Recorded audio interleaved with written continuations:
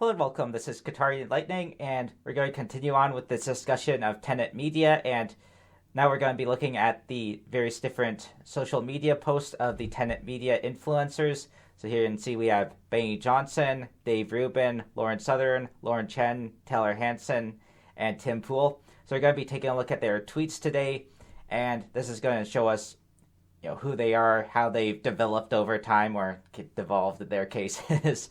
But yep, so we're going to go start off with Benny Johnson, and just a reminder before we get into Benny Johnson, this is what Benny Johnson was posting in 2014 when he was working for BuzzFeed. So you can see here that he's posting an image of Putin as Gollum from The Lord of the Rings. So these people have all, and remember, this guy is like probably the worst and most blatant of the bunch as far as his simping for Russia goes and his hatred for America, right? Like, this is just who this guy is, and yeah, so this is what he was doing, though, 10 years ago when he was apparently a lot more sane than he is now. But then he let money and greed corrupt him. And so right off the bat here, again, this is the sort of views that he was getting 10 years ago as a journalist when he was working for BuzzFeed. So you can see one comment there, 9 retweets, and 4 likes. So not good stats, right? And now we go now today where he is going and simping for Putin. You can see he has 700 comments, 4,000 retweets, 10,000 likes, and over 630,000 people who have viewed this post, okay? So this is the point, right?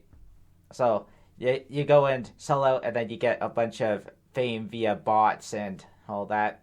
So it's not good for yourself personally, but you know what? None of these people really care about that. Anyways, so right off the bat, we see here that he's going and saying, oh, Ukraine is targeting Tucker Carlson in an alleged terrorist attack, right?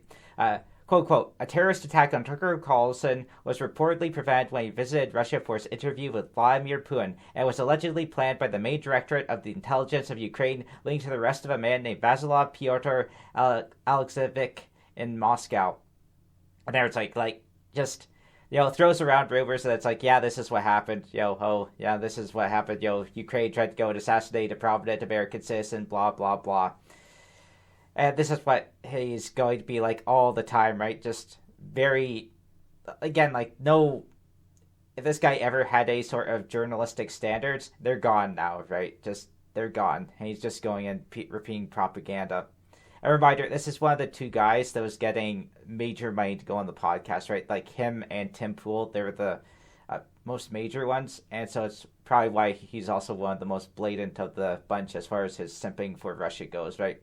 There are guys that'll do it less, like Dave Rubin does it less, for example. Lauren Southern does it a bit less. Like, again, they're both terrible as far as like what they actually want America to do in Ukraine, but they're not like the open simps for, authoritarian regimes that these guys are, right?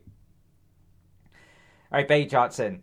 I'll take Mitt Romney seriously on Ukraine war funding when he sends a single one of his maybe kids or grandkids over to the front lines to fight. Hey, Mitt, Ukraine is literally forcibly drafting, kidnapping men your age.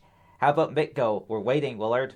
So there you go and see, like, countries in wartime, they draft their citizens because they need to. They need to get a lot of troops out there, right? This is done for national survival, which if this guy was an actual, traditional conservative, he'd actually appreciate the concept of national survival. But of course he doesn't. He's just going and wanting to be this little depressive, I don't even know what you want to call these little new right guys, like just depressive morons on the internet that want to go and hate on the country around them and then want to go and see it destroyed and then want to see all the allies of that country destroyed, and all for the sake of this allegedly glorious paradise that exists, far away in Russia or whatever. And so like the Russia paradise doesn't exist, right? All right, and yeah, so it's like, yeah, association of drafting with kidnapping. What's more, may also be like a reflection of a libertarian talking point. I could see some of the Mises crew going and making this sort of argument. I've seen them do it before, so that's how I know, right? All right. The southern border is open. Cities are being overrun by criminals. Gas prices are up. Inflation is soaring. American politicians. Ukraine. So again, it's like Ukraine has nothing to do with any of these issues, right? Like, gas prices in America not affected by things that are happening with Ukraine and Russia. A bit more in Europe, yeah, but it's like, yeah, so you maybe Europe shouldn't have chosen to go and import a bunch of their resources from literally authoritarian countries, for the sake of their corrupt businesses, right? Inflation again. It's like none of this stuff has anything to do with Ukraine. Like, was says being your, and it's like also stuff that's literally being asserted, right? Like, everyone that goes through that southern border is, they're processed. It's just the fact that there aren't enough judges to go and do their asylum cases because, of course, Trump went and torpedoed the border bill just so that he could go and look like he's the one doing things, right? The one putting stuff forward instead of Biden having an actual win, which would be, a win that was good for the U.S. people. But, yeah, and then says, again, this is an assertion, like, there's some cities in the U.S. that aren't doing too well, right? They're probably in, like, a recession and near depression or that. So probably those have criminals, but it's like, again, like, that's just a big assertion, right? All right, Vladimir Putin reacts to Chuck Schumer suggesting Americans will fight in Ukraine. Quote, unquote, don't you have anything better to do? You have issues on the border, issues with migration, issues with the national debt. So there you see, so for starters, he's quoting the words of Putin from this interview with Tucker Carlson. So that's very interesting, right, that they'd even go there and do that.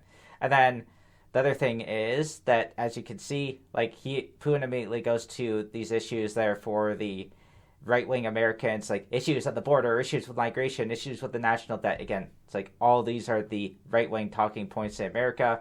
These are the things that he wants to go and focus on. And of course, part of that too is that Putin, of course, is sort of an ideological chameleon, right? Where he'll go with whatever is good for him at the moment. Like, if it were profitable for him to, sometimes it's profitable for him to go and be this right-wing figure. Sometimes it's profitable for him to use all of this left-wing terminology, right, like decolonization and this sort of thing.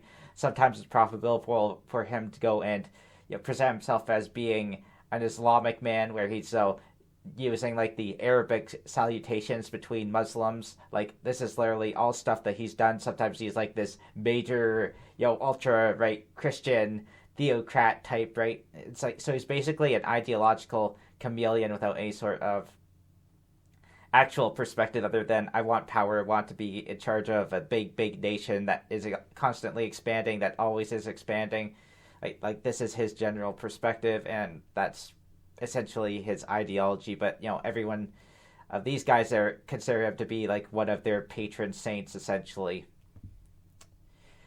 All right, Tucker leaves live in silence after laying out disastrous reality of Ukraine war. Quote, quote, a tiny group of dumb people in Washington has decided to do this for reasons they won't really explain. A victory is not killing an entire generation of your population. Again, not what's happened, right? Like, all these conservative types too, remember, they take everything that Russia says. So like where Russia talks about, oh, we've killed like 1 million Ukrainians or something, right? Where, oh, now Ukrainians are having to go send all of their women and disabled people to the front lines. It's not what's happening. But like these guys all just, they have no critical faculties, right, for going and analyzing that sort of thing. And if they do have critical faculties personally, they go and suppress them, right, just so they can go and act as these propagandists. So there you go. Biden whistleblower Mike McCormick at Joe Unauthorized. Boy, that sounds like a very trustworthy name, right? Reveals the real reason why Biden continues to fund Ukraine. Quote, quote, Joe Biden had a kickback scheme with Bursaba. Okay. So Bursaba, for those of you who aren't aware, that was like the company that Hunter Biden was associated with. And it's like, so during about 6 or 7 years that Hunter Biden was making business deals in Ukraine, like he earned $3 to $4 million for that. Again, like, you're alleging that the U.S. president is being hyper corrupt for what essentially amounts to, what would that be? Was it like $600,000 a year? Like that's not, like, no, that's that's just ridiculous, right? It's like, so his kickback, which he would literally have to split with his son anyways, right? It's like, no, that's just, it's a business dealing.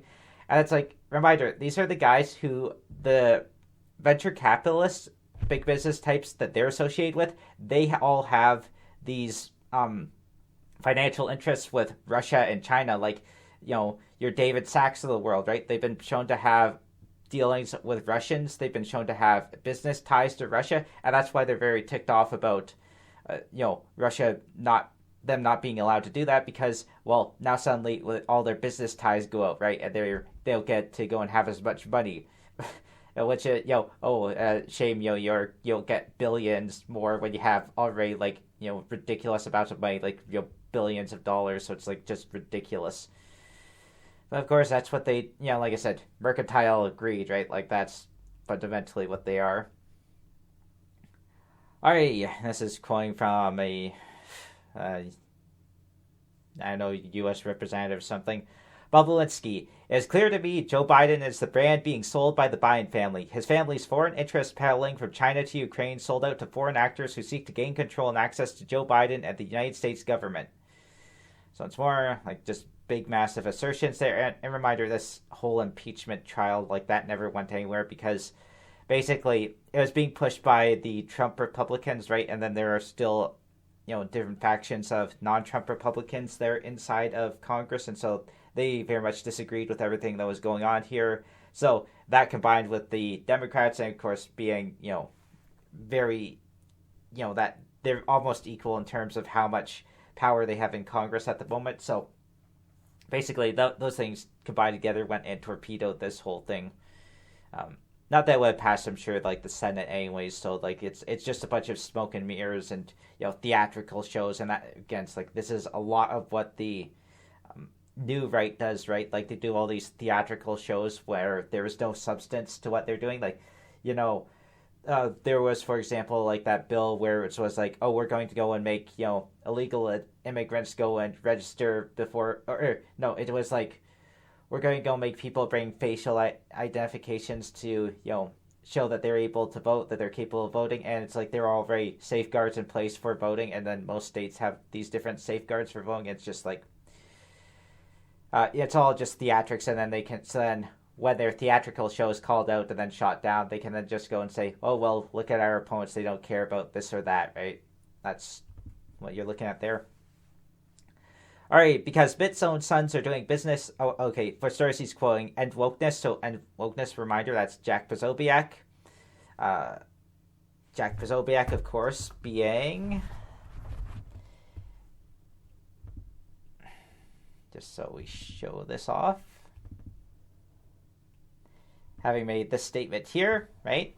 At the start of the invasion, where he was apparently for Ukraine, right? Russians are staying up against tyrannical invasion of Ukraine.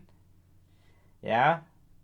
And then they went a few months later and went hyper pro-Russia, pro-Putin, right? So anyways, that's Jack Posobiec. So apparently he has this fascinating habit of going and immediately turning about, presumably when he's offered a bit of, moolah. All right. Or with him, it could also just be that he's been promised, like, this glorious Christian theocracy because he's also that sort of moron, right? Okay, but anyways, End Wokeness, Jack Posobiec. Senator Mitt Romney at the $96 billion foreign aid package. Most important vote we will ever take as U.S. senators. A reminder, this is a foreign aid package that's for Israel, it's for Ukraine, it's for Taiwan, and it's also for the rebuilding of Gaza, right? So it's for those four groups, and then probably a few others thrown in there. And a lot of it, as a reminder again, is to be spent on domestic industry that is rebuilding that industry for the sake of the U.S. military, where it's like the U.S. military will go and ship some of its older equipment over, and then they'll go and have new factories that could go and make new equipment for it. So, there are things that are sort of outdated from the perspective of the U.S. military that have been sent over to Ukraine. But again, like, you go and look at Ukraine, right? They're fighting like T-72 tanks, and it's like these are very old weapon systems, and not exactly, high-tech new equipment, right? So they're doing quite good there. All right, and Bay Johnson says that this, because Mitt's own sons are doing business in Ukraine, this is well established. The Romney family are as bad as the Bidens. Ronna used her RNC as her own personal checkbook. This is a massive slush fund for those wealthy scum to get their families filthy rich. Vote no. So again, it's like the insistence that this is all corruption, that all these people are getting, essentially they're sending billions over, and then they're getting like millions from these various different governments in return, and then putting their own bank accounts. It's like not what's happening, right? not what's happening. And remember, there are always paper trails with this sort of supplies, which is how when corruption does occur in places, right? This is how they know that is happening because the money is being kept very close track of. But to these guys, remember, they just think that, oh, like, Zelensky is going and spending all this money on, like, yachts and that sort of thing, which is absolutely ridiculous. Like, just stupid. All right. Now that Mayorkas has been impeached for facilitating an invasion of our border, it's time to impeach Joe Biden for selling America to the CCP and corruption in Ukraine. After he's impeached, arrest him for treason. Treason, yeah, that's a funny thing, Benny Johnson. Funny thing, right? Funny thing. Alright, Rand Paul finally snaps on Ukraine-approved narrative. Ukraine has banned the political parties. They've invaded churches. They've arrested priests. So no, it isn't a democracy. It's a corrupt regime. Well, guess what? You know what? The Russian Orthodox Church it is a branch of the state. And during the Soviet Union period, it was all crewed by FSB agents who were designed to go and basically spread the various different it's KGB. During the Soviet period, it was crewed by KGB agents. Okay. But the FSB, for those wondering, is the modern day successors of the KGB. Okay. But basically, the KGB agents that were in charge of that, they were basically there to support the Soviet-approved doctrine and then, yeah, basically just go and support the regime, do everything that you can for the Russian regime, right? And then nowadays it works out the same way. And when the priests in Ukraine, there have been tons of them that have been caught spying, that have been caught harboring various different agents of the Russian government, right? This has happened a lot of different times. And the other point is that all of the different Orthodox nations, okay, they have their own churches, right? There's Latvian Orthodox, there's Greek Orthodox, and so, but apparently in Ukraine, you're only allowed to have Russian Orthodox, whereas Ukrainians wanted to say, oh, we want to have the Ukrainian Orthodox, okay? So, yeah, and yeah, it is a democracy, and people voted. Like, they didn't vote in Russia. That's a corrupt state, right? Putin banned all of his political opponents, but of course, Rand Paul being this little libertarian screwball, he doesn't care about any of that, right? He's just corrupt, like just as corrupt as his father is, right? Yep, just as corrupt as his father is. And yeah, just all these guys that are talking about corruption, when you go in, like, hopefully now that this Tenet media situation has happened, you're going to go start seeing the books opened to a lot of other places, like who is funding the Mises Foundation. The trick there is going to be that I almost promise you it's not going to be direct Russian money, right? What's going to be is it's going to be venture capitalists that have had business interests in Russia, and this is coming both from Europe and America, right? They're going to be the ones that are going and supporting these places. So it's like, oh, you're drawing in big funds from like billionaires and that sort of thing. There are billionaires though, so we're not corrupt. We're just coincidentally spreading a bunch of foreign doctrines. Like, this is how they do it if they're actually smart. Lauren Chen was just really dumb. She's a really dumb person, which is why she got caught doing this whole little scheme, right? But a lot of the others that have been doing this for a long time, they're probably going to have been smarter about how they go and conceal where they're getting the money from. So it'll be a bit harder to prosecute them. So all we can do is sort of attack them online, right? All right. Oh, yeah, this one. Zelensky honors literal Nazi. Beat. Yaroslav Hunk is a Nazi who fought with the 14th Division of the Waffen-SS against the Russians in Ukraine in World War II. Hunk assisted the systematic extermination of Ukraine's Jewish population, installation of a Nazi dictator in Ukraine, blah, blah, blah. Okay, so for starters, there's no evidence that Hunk personally did any of those things, right? If there was evidence that Hunk did those things, then he would be in prison, right? He would have been tried for that. As it is, you can see that he hasn't been tried, so yeah, there's no evidence that he engaged in any sort of extermination. Secondly, yeah, the Waffen-SS, that sounds really scary. Let me tell you what the actual truth is here. The Waffen-SS were the ones that were commanding all the different territorial conscripts that the Germans assembled from the various different regions that they controlled. So, for example, the Waffen SS controlled what was called the Ostfront groups, right? And these are basically prisoners of war that have been gathered from German prisoner of war camps in the east. And of course, those are terrible places. So, certain people there get offered the chance to go and volunteer in to fight for the Germans. And then they get deployed usually to another theater of war. So, for example, in D-Day, some of those Ostfront divisions were the ones that were going and defending the beaches, right? And they did a very bad job too, right? Because they're completely unmotivated. They don't really. Their entire shtick is they didn't want to go die in a prisoner of war camp under terrible conditions, and so that's oftentimes why they went and volunteered. In this case, so basically the Ukrainian version of that was the 14th Galician Division. All right, so it was again, like as with all territorial forces, under the control of the Waffen SS. And yeah, it participated. There are examples of it participating in war crimes, right?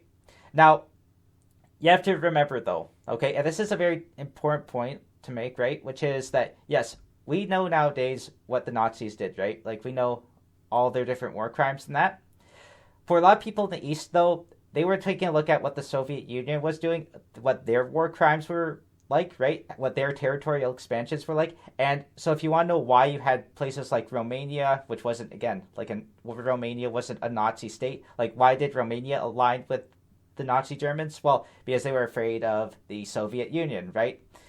So this is true of a lot of places. Of course, the most extreme example of that is Finland, which is a democratic state and which aligns itself with Nazi Germany simply for the reason that they want an ally against the Soviet Union, which they've been fighting on and off, right? Because the Soviet Union, with all of that rearmament, that, like, if they just, things had gone on as they were, obviously, like, Finland wouldn't have been able to go and repeat its, success in the previous war, right? And, of course, so in the case of the Ukrainians, you're dealing with people who had suffered under the Holodomor, like a literal famine that was imposed upon them by the higher-ups in the Soviet Union. So yeah, a lot of them are literally, and remember, they've been forcibly integrated into the Soviet Union by force. Like, they literally fought a war, the Ukrainians, with the Soviet Union to go and stop that from happening, but they've been overrun. This is one of those Eastern European wars after World War One. Reminder, there's a lot of them. Now, of course, Faye Johnson here has absolutely no knowledge of this, but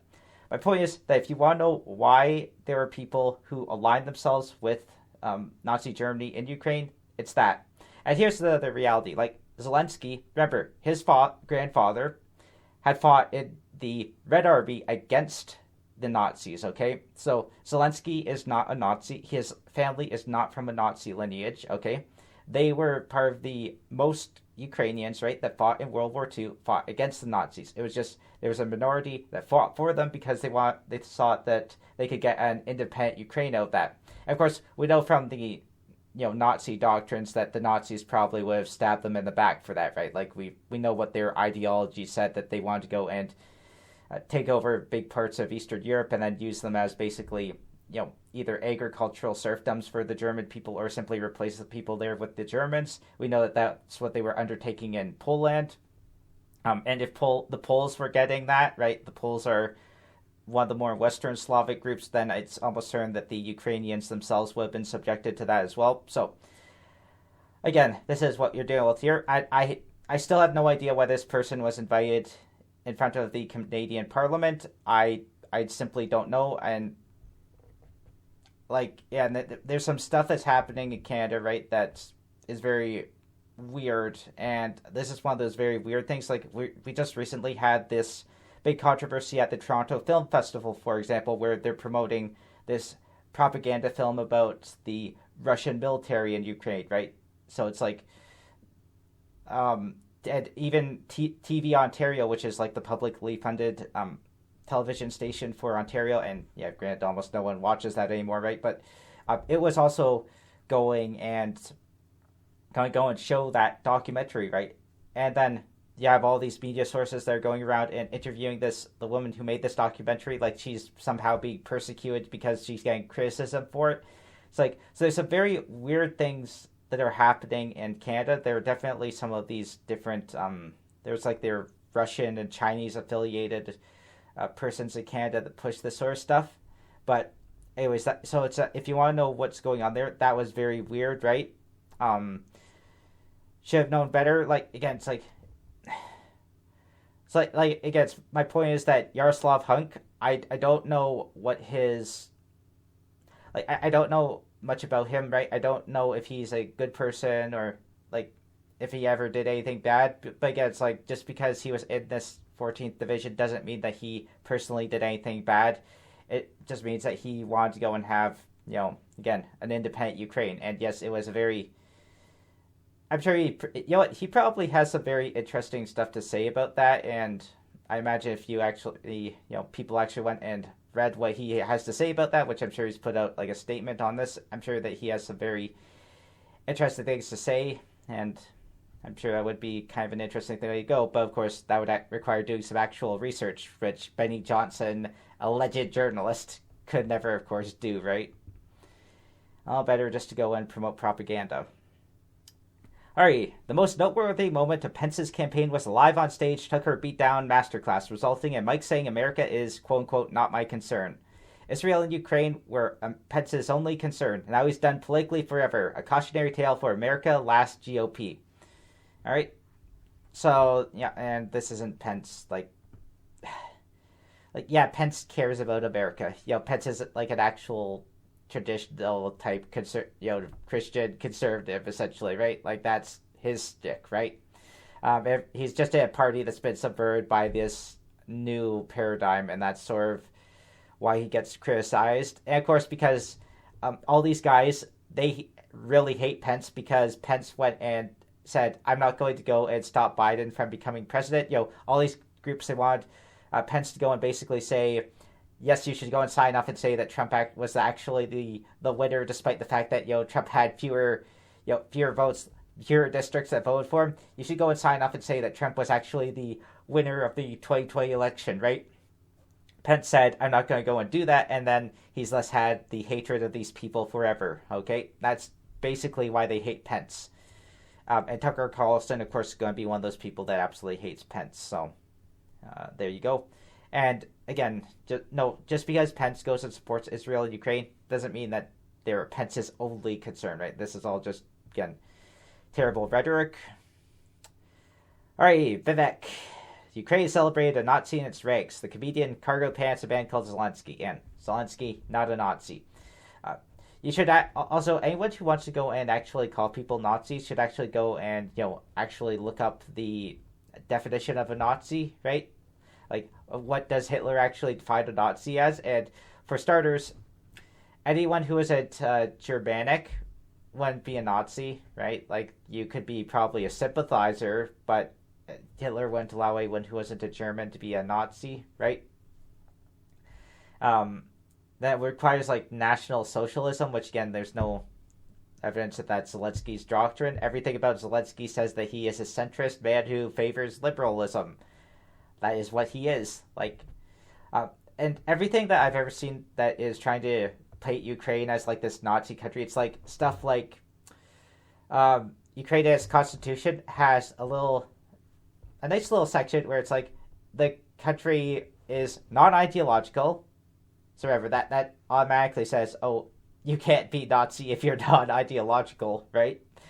And then they have another section that we promote and preserve the the genetic integrity of our people, right? Like the peoples living in Ukraine. And I think that's, what was it? It was like the genetic propagation or something. And so the point is that, it's like, yes, and remember, this is like a translation from Ukrainian to English. So the point is, that's like, yes, we're going to go and support, people having families. We're going to support, people are citizens going and continuing on this world. And then people are like, oh, that's a Nazi doctrine. And meanwhile, like, that doctrine in Ukraine applies to, ethnic Ukrainians. It applies to Jews. It applies to the Crimeans, right? It applies to all these different groups that live in Ukraine. And yet, the Hungarian Ukrainians, all these different groups, Polish Ukrainians, applies to all of them, right? They all are covered under that. That people are like, oh, there's a Nazi doctrine. And that's another point. The chief rabbi of Ukraine, right? He's hyper supportive of Ukraine. hyper against Russia. Again, chief Jewish rabbi of Ukraine, very supportive of the efforts. All right. Biden says McCarthy's removal as Speaker worries him because we might not be able to deliver the aid that we promised to Ukraine. Blames extreme moderate Republicans. That's actually a weird one with the new right, where it's like, I've heard that Trump was actually pretty ticked off about McCarthy being removed. And I know McCarthy wasn't going along with his whole impeachment scheme, but apparently it was considered to be something of a coup by Matt Gaetz. There's a whole little drama there, right? All right, GOP Congressman Roger Marshall reality checks Joe Biden corporate media after border crisis officially unravels into chaos. All the lights are blinking green. All the lights are blinking red. Everyone should be watching their back. No money to Ukraine until we fix the border. Again, note that's... So it's like, of all the programs you could be talking about, it's suddenly, Ukraine is the problem, right? It's like, a reminder, the vast majority of money, like 80% of the money earmarked for Ukraine, is literally so that the U.S. Army can get replacements for military gear and stuff, right? It's stuff that's being spent in the U.S. And just, these guys are basically, they have a fraudulent idea of the entire thing, just absolutely fraudulent. But of course, again, they're propagandists. Their idea is their task, I should say, is to go and lie. So that's what they're like. All right, Tucker Carlson finally snaps on Ukraine-approved narrative. Everything the media has told you about the war in Ukraine is a lie. Again, this is like the whole persecution complex these people try and go feed in. They want their followers to feel persecuted, and then, we're this elite subgroup that goes and, has seen behind the lies of society, right? It's all just a bunch of garbage. Andrew Tate on the war in Ukraine, Russia/Ukraine. When the invasion happened, COVID went away. So it's fascinating, right? Like, this Andrew Tate guy, reminder, Andrew Tate, his entire deal is that he is a serial abuser of women. He has kidnapped women. He has held women hostage. He has advocated for his followers to go and pimp women out, like literally to do online cam shows with women. He's just a despicable person. He has this entire little section of his podcast where he's like, we'll get the girls drunk and then have them go and make out, and then I'll be behind the camera and I'll go and be recording it for all the perverts on the internet, and then they'll go and throw money at me, and I'll go and pretend to be another hot girl who's, on the computer, and they'll go and get all these perverts to go and give me money. Like, literally, this is the sort of person that Andrew Tate is, right? Like, he's just absolutely gross. And by the way, like, with that whole makeout thing, like, it's not equal, right? Like, he wants to get the new girl drunk and then have his bottom bitch is how they describe it, which is basically his female accomplice in all of these different sexual crimes. She's the one that's going to go and top the bomb woman. That's it. So it's like just this really grotesque person, and he, of course, nowadays he LARPs as this hyper trad Muslim, right? Like, this is what he's going presenting himself as, and it's just everything about him is absolutely trashy. And but it's quite fitting that he constantly gets cited by all of these people because, again, he's in their little criminal group, right?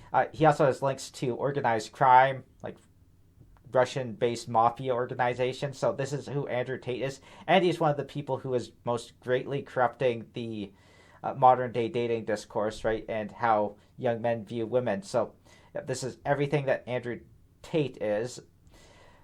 And so Tucker Carlson has interviewed him, Candace Owens has interviewed him, and as you can see here, so Andrew Tate goes and says, I hate Ukraine, I hate Israel, I think that, Trump's base, Trump should go and win, like, and these are the sort of positions that you see from Andrew Tate, so, yeah. And then at that bit about, like, COVID going away, again, like, so basically the deal is that any sort of virus usually only lasts a few years, okay?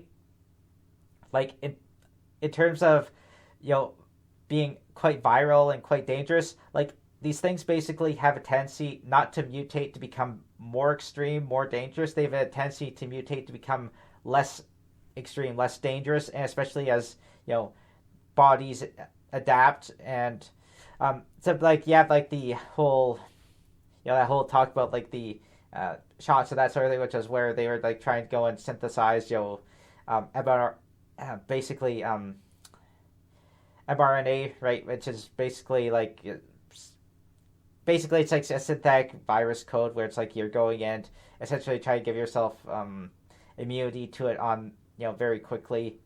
The point though is that these things just they mutate very quickly, and so what was virulent to dangerous in a few years can just go down to be fairly benign nowadays, right? Where it's like nobody really talks about this anymore. Like yeah, you still have people that get this illness, and you still have people that go and like there's still people that get quite sick with it and it's that, but it's like it's relatively rare because the majority of the population has gone and adapted to it, right? So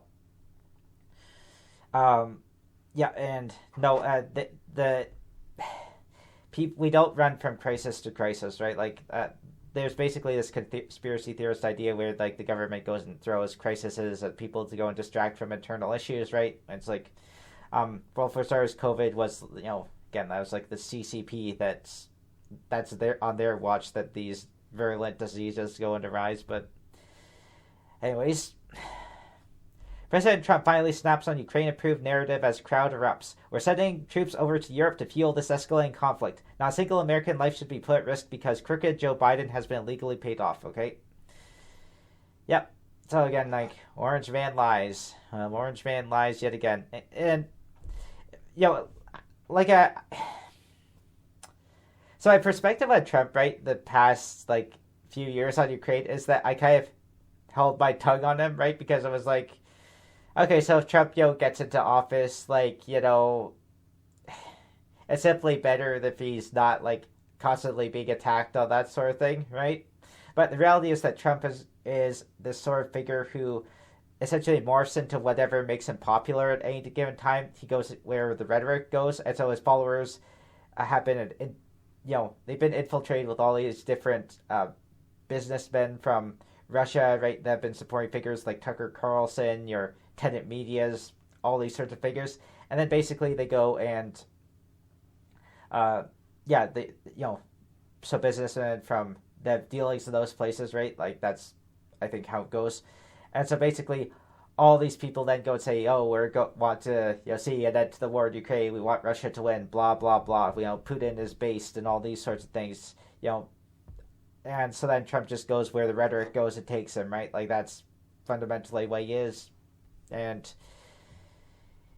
yeah, so and then Ukraine approved narrative, right? Like again, these guys, they always want you to go and have this sort of, oh, the mainstream media is constantly trying to go push the narrative, and then it's like look at the mainstream media, right? And like really nowadays, like a lot of the rhetoric coming out of the mainstream media on Ukraine, right? Like it's clearly influenced by these same sorts of people. Like the way they go and frame the headlines, like we've had some ridiculous headlines out of like places like the New York Times and these sorts of things. So the way they frame the narrative is very important. That they very much want to go and like is sort of slowly moving towards like a Russia based, right?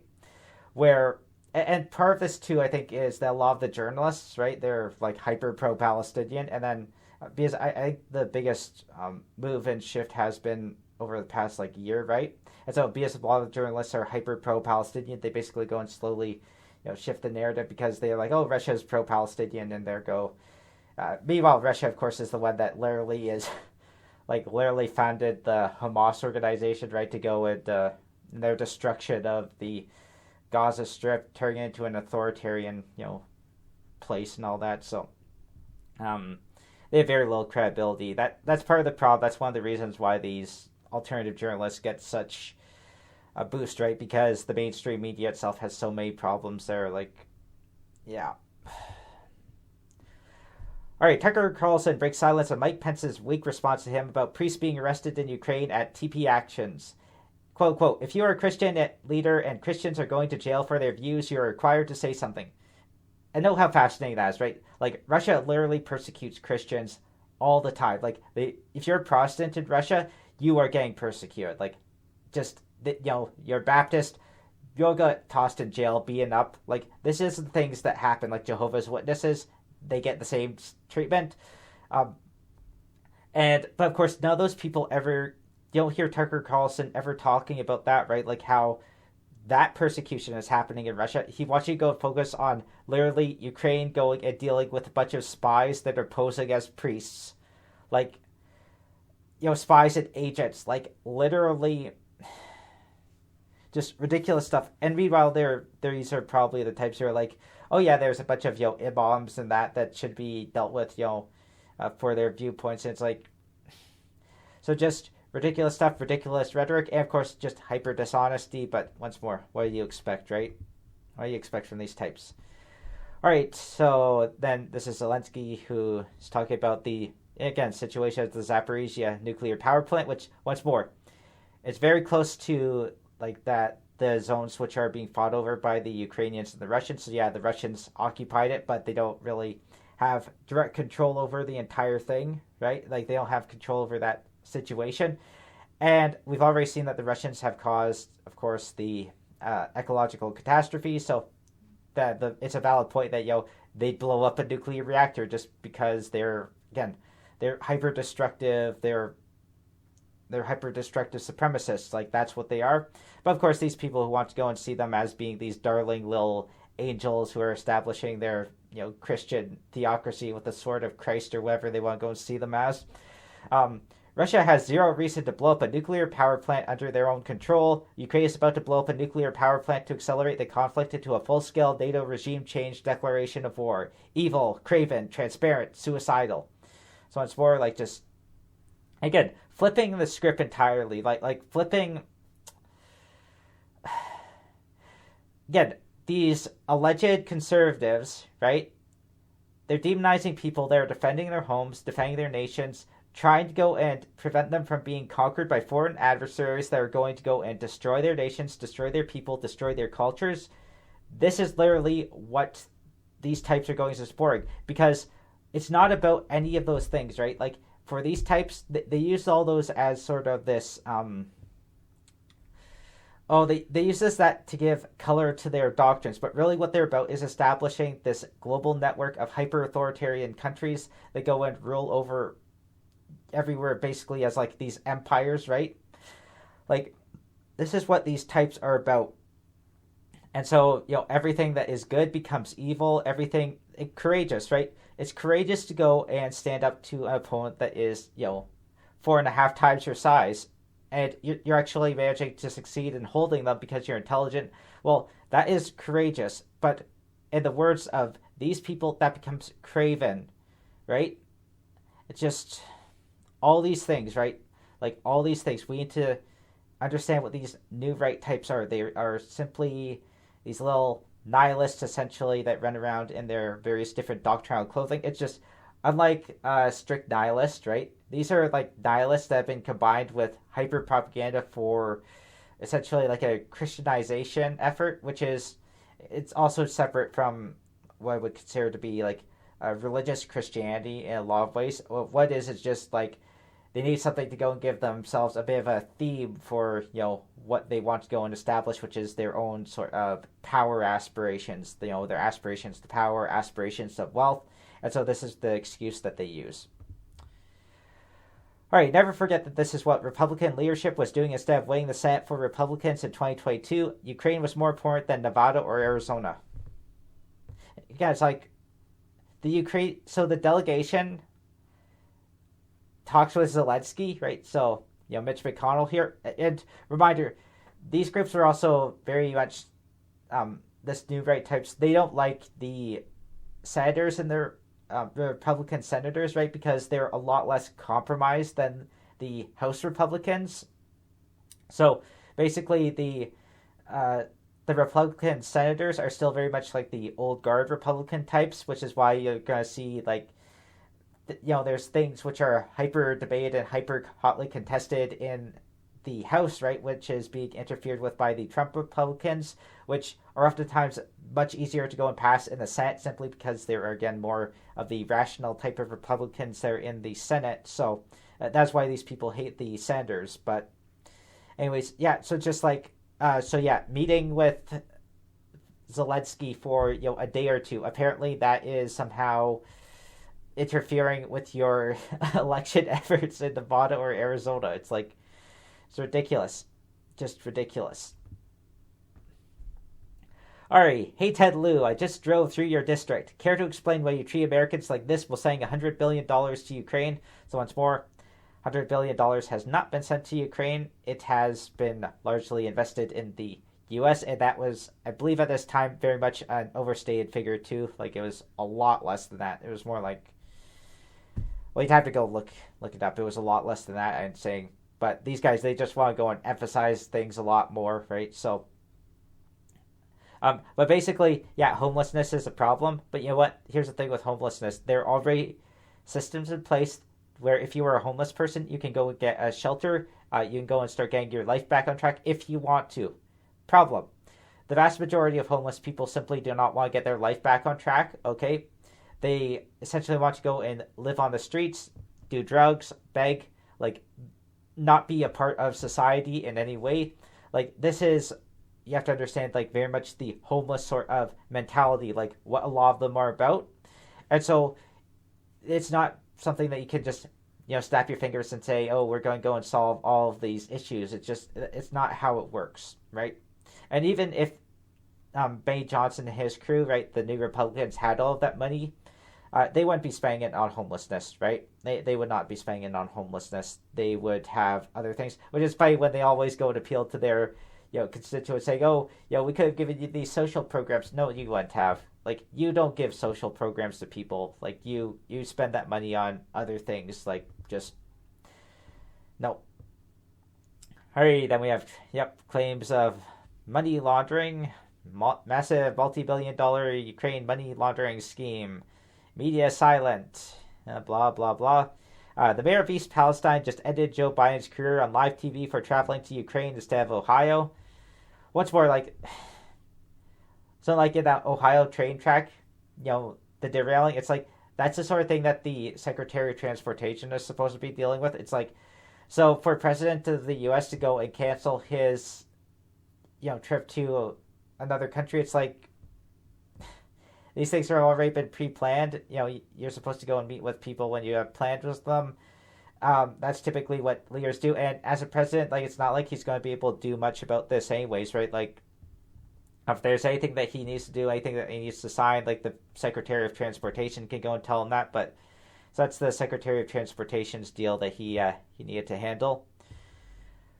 Ship ready unloads on House floor after massive $40 billion vote for Ukraine. Says what we're all thinking. So, of course, he's going to be talking about, oh, the money, the money, the money, the money, right? Because that's all these guys care about, the money, the money, the money. Yeah. Just, again, ridiculous stuff. $14 billion to protect the border of Ukraine, but Republicans refused to pass $4 billion for Trump's wall to protect the border of America because it was quote-unquote too expensive. Call your GOP rep now and ask why they care more about the Ukrainians than you and your children. But the reason why they went and didn't pass that border wall is because it's dumb, right? Like, you can literally just tunnel under the thing. It's simple. It's easy. It's like, it doesn't solve anything. So the actual deal with the border of the southern border of the U.S. is that you basically, well, if you really wanted to solve the issue, you would go and fund a lot of the poorer South American countries that's where a lot of the immigrants are coming from, and if you have jobs there and stuff, they wouldn't go and trying to legally migrate to the U.S. But basically, the deal with the southern border though is that you're supposed to have like border guards that are traveling around, and then they can go and intercept different groups. A reminder that a lot of that southern border is like slam bank in the middle of a desert too, right? So it's like, yeah, you could drive people over there, which is probably what some human smugglers do, but most people are being funneled through to very predictable points in the border. So just all this stuff, like there's so many problems in the Trump plan, but of course, being Trump, it's like, look like you're doing something rather than actually doing something helpful. All right. I know that this is all just weeks after the invasion, right? He's already starting to talk about, oh, Ukraine, how much I dislike Ukraine and that sort of thing. All right, Nancy Pelosi gets heckled in her own district over the U.S. giving Ukraine billions in aid while her constituents live in the streets and her insider trading. All right. So what's more, insider trading is illegal. You'd have to show that Nancy Pelosi was engaged in that. So, yep, be my guest to go and try and prove that. Yep, but until you do, again, it's like that's not true until you go and prove that's true. And then live in the streets. A reminder, like homeless people. What's more, they are social support networks for the homeless people at the state level, by the way. It's not usually administered at the federal level. Like, there might be federal grants in certain places for this, but it is not administered at the federal level. It is administered at the state level. And I believe Nancy Pelosi is from California, if I'm not mistaken. Which, if California was an actual country, it would be in the top 20 richest countries in the world. That's literally what the GDP is. Like, all of Canada, for example, all of Canada, my country, right, literally has a lower GDP than California, okay? I believe that Canada is, like, similar to Texas level, but, again, a little bit less than California, right? So, point being, it has a lot of ways that can go and get money from people, and it has a lot of different social programs, right? All right, Biden is embarrassed, disappointed by Senator Graham asking for docs on his son Hunter. Biden not embarrassed by son doing coke, getting kicked out of Navy, making corrupt millions in Ukraine, cheating at brother's widow, lying about paternity of child. Okay, so these are, again, mostly assertions, right? He's like... So Biden is, of course, defensive of Hunter Biden because he's his only son after his other son died in the military, right? And so you go and look at stuff that he said about Hunter Biden. Again, but Hunter Biden's personal life, what he's done, right? What he's not done, like, it's like, it's irrelevant to politics, okay? It's like, I could just point at, like, Donald Trump Jr., for example, and say, well, that guy's clearly on a lot of drugs most of the time. Like, just look at his facial expressions, right? Like, he's always making, like, these weird, like, yeah. Like, just stuff like that, right? Like, and oftentimes his speech is extremely fast and slurred. This is a lot of indications that he's on something most of the time, right? So it's like, I think that if you were to go look at, again, Donald Trump Jr., I think you go and find that Donald Trump Jr. probably is on some sort of drugs, but again, just pointing that out. You can't always, though, again, your kids, they live their own lives, right? Like, only so much that you can do. And reminder, this stuff is from 2019, right? So this is before the war. This is when he's starting to get on his major Trump bandwagon, and this is when he starts to go and indicate that he very much dislikes Ukraine, right? So at this time, where a reminder about 5 years before this, he had been praising Ukraine for Euromaidan, right? All right, MSNBC and CNN have called the fact that Ukraine, again, the fact, right? The fact. Look at that. So it's like treating it as a fact that Ukraine interfered in the 2016 election, Russian propaganda, and a conspiracy theory. A DNC contractor went to Ukraine embassy to ask for help to get dirt on the then candidate Donald Trump. Investigate. So again, it's like there were some questions about some of the things that Donald Trump had done in Ukraine, right? Where he had been, I believe the specific question was like certain, again, it's like, well, what's the best way of putting it? There was just a whole, I don't want to get into it at the moment, but basically it was just a whole controversy there. And so, but to say then that Ukraine interfered in the 2016 election, right? And it's like, when we know that Russia was literally funding, candidates like your Jill Steins, right? In an intentional effort to go and take votes away from the Democratic Party, right? And from Hillary Clinton. And there have been some indications that was successful enough that it swung enough voters from Hillary, or that districts, I should say, like swung districts in the favor of Donald Trump, that, Clinton could have actually won without Stein, right? That's kind of an interesting observation there, because a reminder again, Hillary Clinton got a lot more votes than Trump in that election. It's just because of the way that the districts work. Like, you can... So, for example, districts, here's a good example of how you can go and win with less votes. Okay, while getting the more districts. So let's say that you have 3 districts in the running, right? So we'll make it very simple. Okay, 3 districts. So 2 districts, we'll say 2. All right, you win with 51% of the votes. Your opponent gets 49% of the votes. Okay, so have that number in your head. Third district, you get 1% of the votes. Your opponent gets 99% of the votes. Congratulations. So you have won the election because you won in 2 districts. Okay, you were voted by the voters in 2 districts, the majority there.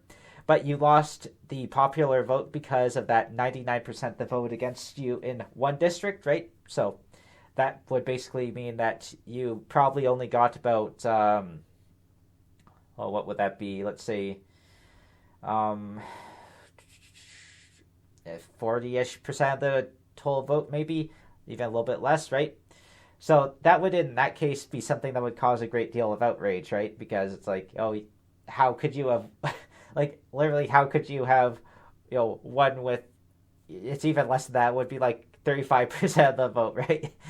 So that would be ridiculous, right? That would be the sort of thing that caused outrage. And that's also, I think that's what's happened, like, in certain parts that, where you have a lot of different parties that are running on what's called the first past the post system, like in the UK, for example, where people are starting to get really ticked off at that system because it's like you're basically certain parties are getting really elevated numbers of votes and they're getting in on like they're getting super majorities on things where they had overall minorities of voters voting for them, and then for certain parties that have a lot of voters voting for them. Again, it's like the issue being that the biggest example of that is the Reform Party of the UK. The law, like most of the major parties of the UK, right? They don't like reform. They don't really want them to have a major presence. So that's Nigel Farage's outfit for those who are unaware. But basically, most parties don't want them to have a major presence, but they still get, like,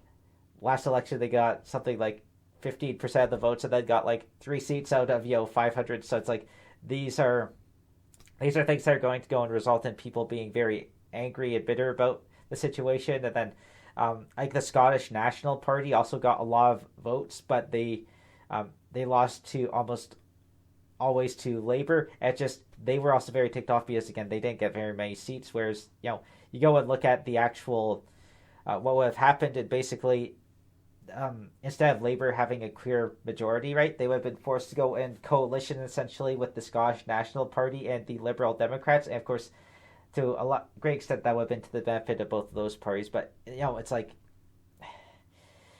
there's only so much that you can do. So the thing is, like, in the U.S. specifically, first past the post, it works well for because they were just the 2 parties. So it started to work less well in places like Canada, right, where we now have 3 or even 4 major parties there you might go and vote for, right? So it's like 4 in Quebec and it's 3 outside of Quebec. So it's kind of the deal there, right?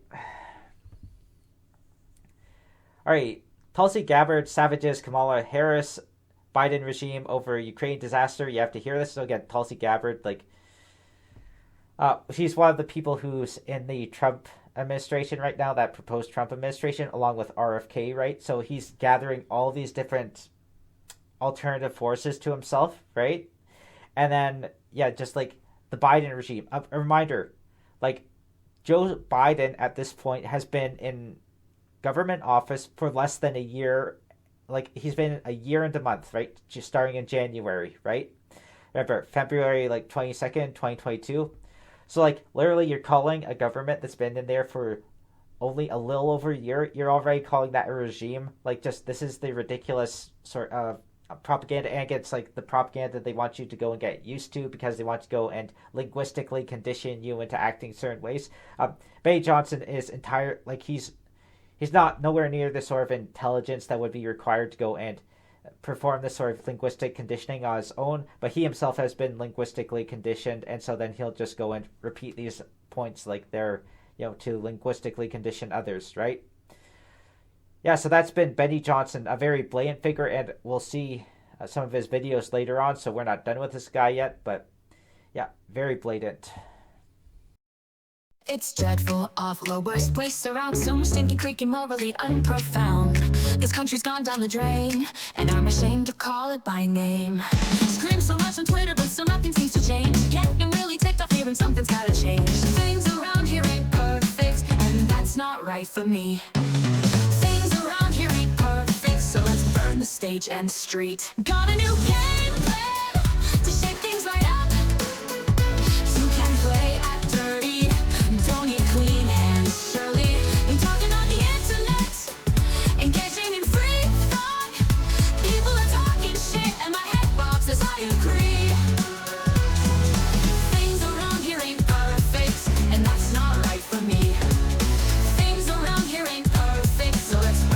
stage and street. Got a new game plan to shake things right up. Play it at dirty, don't need clean hands. Surely been talking on the internet, engaging in free thought. People are talking shit, and the head bobs as I agree. Got a new game plan to shake things right up. You can play at dirty, don't need clean hands. Surely been talking on the internet, engaging in free thought. People are talking shit, and my head bobs as I agree. So now I think you, why should I be poor? Can get a sweet payout for spitting truths, and with thoughts I won't be ignored. Regretting your choices yet? I laugh at so-called countrymen. I don't owe you scum any loyalty time, cause you're the enemy to me, and the man in Moscow agrees. I'll call you Satan, you like how that sounds. I'll call you globalist, you like how that sounds. I'll call you communist. Oh hey, my check from Beijing just clear, where was I? Oh yes. I'll call you banksters, you like how that sounds. I'll call you devils, you like how that sounds. I'll call you well, whatever I'm told to. This is the truth movement, baby. We tell truths here, the ones we're paid to tell. We're all about the truth and about the money. Call myself a hardcore Christian, so I'm gonna praise China's new system. Only critique is internal, yo, cause evil from only one source does flow. You're all Satan, we're God. Well, dear leader in Moscow, you're looking for a deal, got a complete package for you, and here it is, if that's alright for you. I'd sell you my mother for a nickel. You can have my soul for a dime. Sell my country for $1, and humanity for a $5.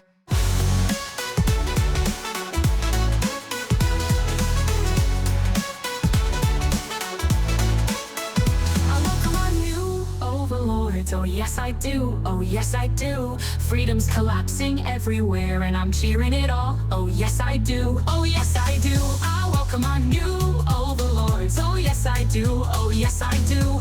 Freedom's collapsing everywhere.